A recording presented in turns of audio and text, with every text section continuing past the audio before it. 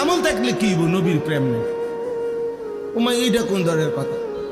ভাত খাইলে কি হইব? ফ্যাট ভরে নাই। দেখবো যেটা কত হইলো, ভাত খাইলে কিলে ফ্যাট ভরতো না। আমল করে নবীর বলে প্রেম নেই। তো নবী একেবারে স্পষ্ট করে দিছে।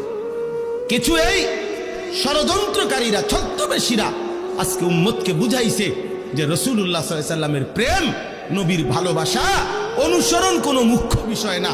তুমি সারা দিন কইবা নবীরে ভালোবাসি ভালোবাসি ভালোবাসি, এটা মুখে যত উচ্চারণ করবা, এবার চেহারায়, সুরতে, চলনে বলনে, আচরণে, উচ্চারণে, লেনদেনে, ঘরে পরিবারে, স্ত্রী সন্তানের জীবনে রাসূলুল্লাহর সুন্নাতের কোনো নমুনা না থাকলেও তুমি মুখে বললেই হবে নবীকে ভালোবাসো না। আল্লাহর কসম আমরা এটা বিশ্বাস করি না।